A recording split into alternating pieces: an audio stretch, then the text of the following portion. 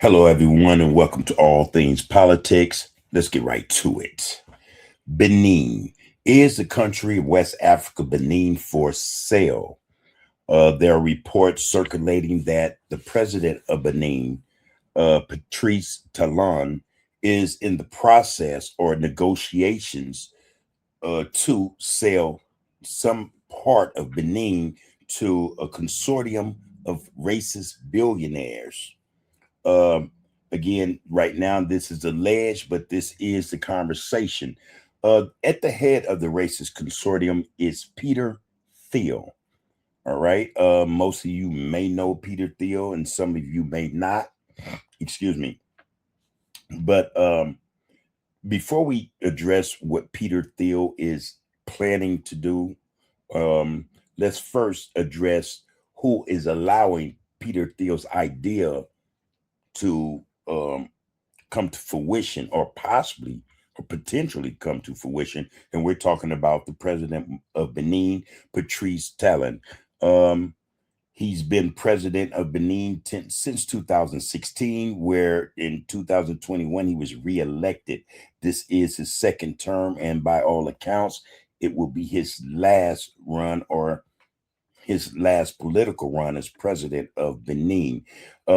From what is understood, what's known about Patrice Talon is that he in Benin was considered the king of cotton. This is where he got most of his money from, the cotton industry, and through his key or control of key logistic infrastructure in Benin.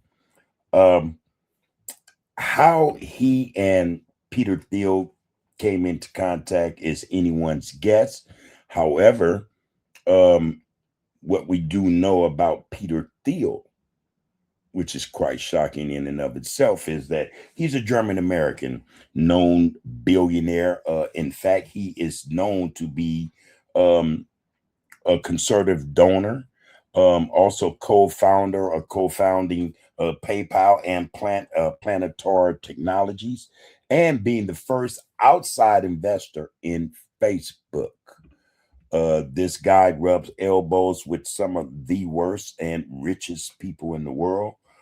He's considered to be ultra conservative, immigration, racist, and some other words we could call him, but we won't do it on All Things Politics.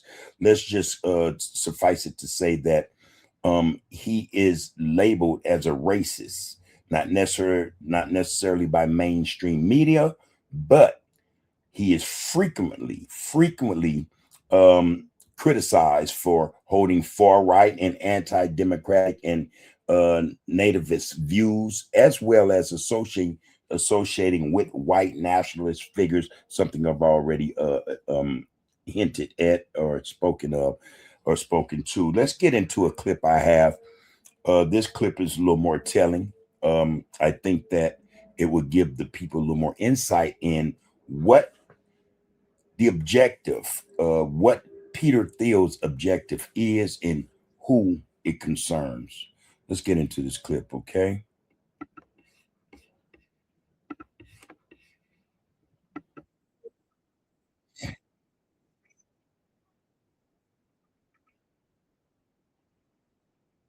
Mm.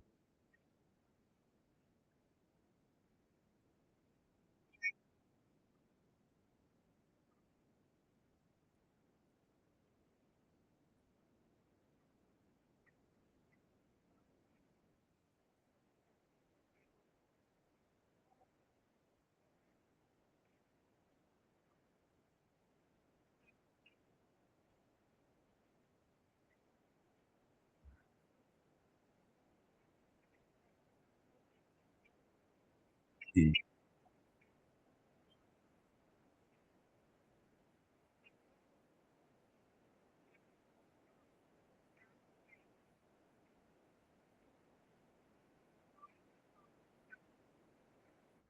You have to stop to wonder. I think if that's the case, its own laws, its own police, will it also have its own military?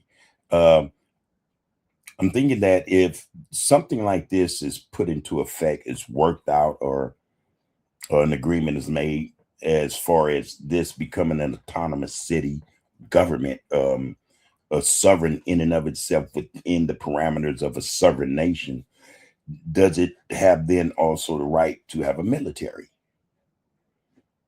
to defend against any incursion, intrusion, or violation of its sovereignty? That's a question that I think begs an answer.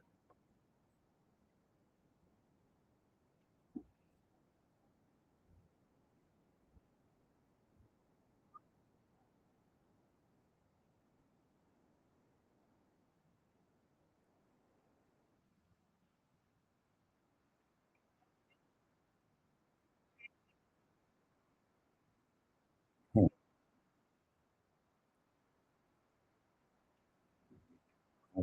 Yeah.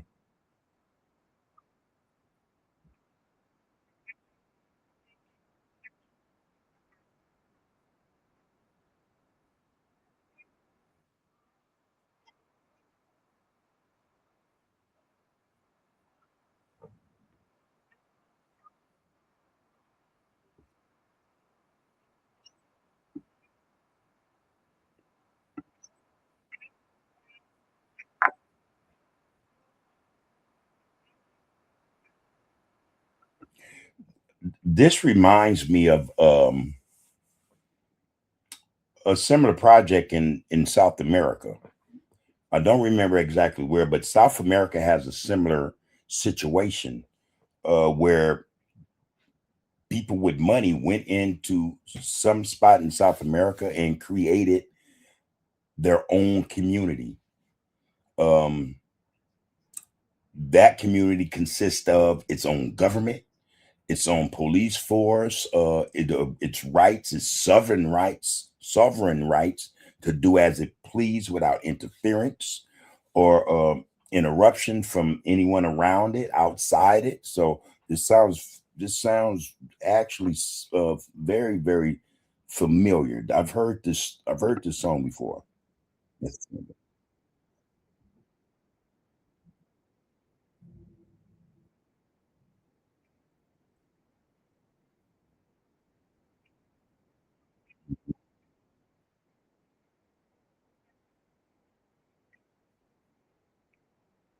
There you go.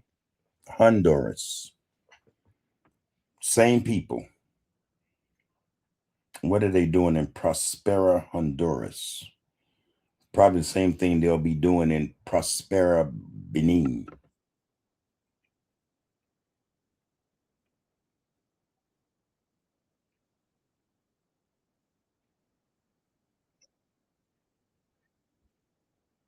Mm.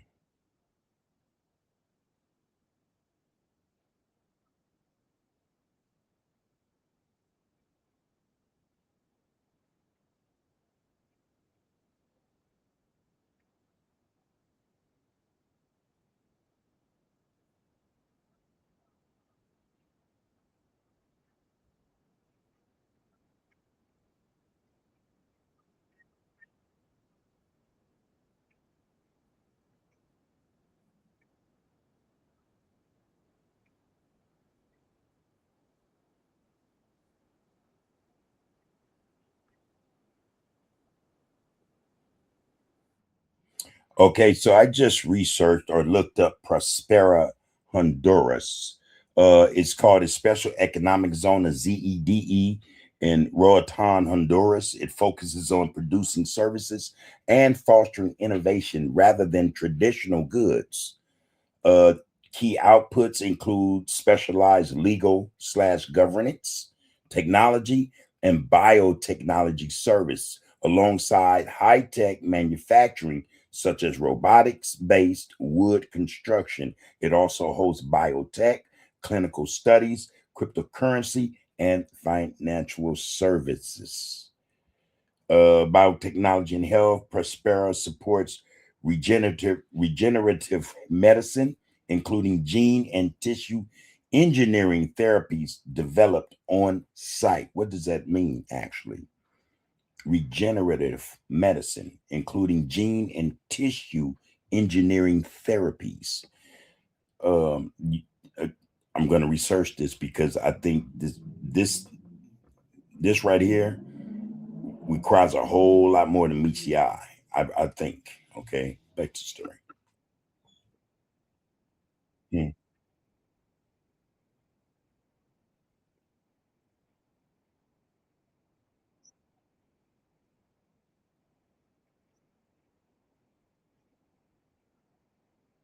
I was about to say that I'm surprised he would do this, but if you look at what's going on and how a lot of and you can't even say arms are being twisted to do what they're told, but how a lot of countries, especially on the continent of Africa, are being exploited or manipulated to do those things, those biddings of those in power, those with the most money. To You have to accept that, a lot of these world leaders would think that to resist or not go along with whatever power wants you to do, or toe the cue they want you to toe, to not go along with that could mean a coup, could mean your demise, could mean your political downfall, you know so yeah, I'm like her. I wouldn't be surprised if there are other countries, not just on the continent of Africa, but countries where people of color exist, where this is going on.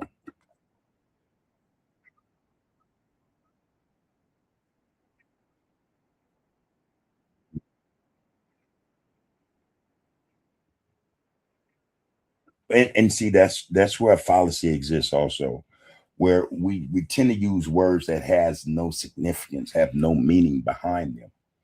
Yeah, it sounds good, on paper that's not the case, and in real time that's not the case, because a lot of people have been made to accept what goes on.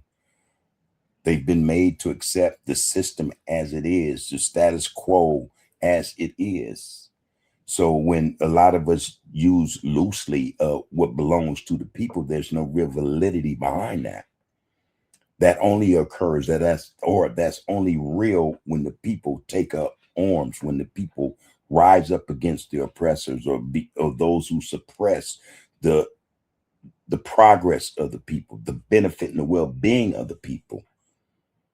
You know, that only matters when the people rise up and take what is actually theirs from those who have taken it from them. So we use that quite loosely, what belongs to the people. The people have put the care of not just the country they are in, but the care of their lives in the hands of those who could care less about the country or the people.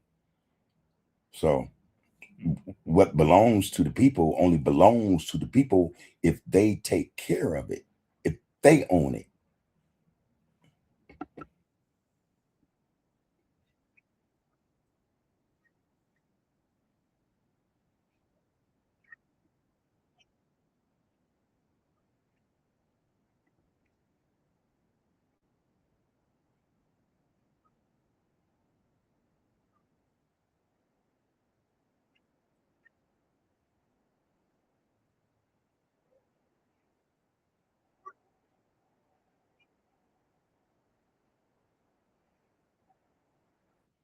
Okay, and we appreciate you, Wanjel Zalalam.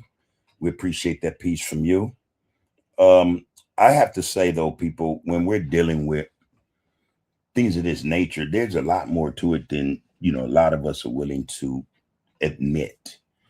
The only way to stop processes like these, or to stop sales, or to stop um, consortiums, big giant conglomerates, or wealthy, super wealthy people from doing the things they do, is when the people actually take ownership of what is theirs and deny ownership to those who have laid claim, again, not just over the land, but over the people in the land. The power is in the people, you know. So this, I think, will be an ongoing thing. We'll protest, we'll do this, we'll do that, in protest peacefully, about those atrocities. that oppression, these wrongs being committed against the people. We'll do that, but we won't sacrifice, that ultimate sacrifice. We don't put ourselves on the line because we tend to think more in terms of ourselves selfishly rather than those who we need to be selfless for, and that is, or they are, the generations coming up behind us. So Peter Thiel more than likely will establish not just a biotechnological facility in Benin, but may end up owning land there. And from that will be the development, or will be the start to Benin's finish. It just reminds me of the Palestinian slash Zionist regime Israel issue, how they got over there, and now look at that situation, you know. And I think that this, having purchased the land, would give those later down the years more right in their mind to take even more. To say later in the years, the contract wasn't fair. We need another 10,000, 20,000, 50,000 acres. We never know. But this was a good piece. I consider it to be a good piece. Hopefully you, the public, like this piece. This is All Things Politics. Take care of yourself and one another.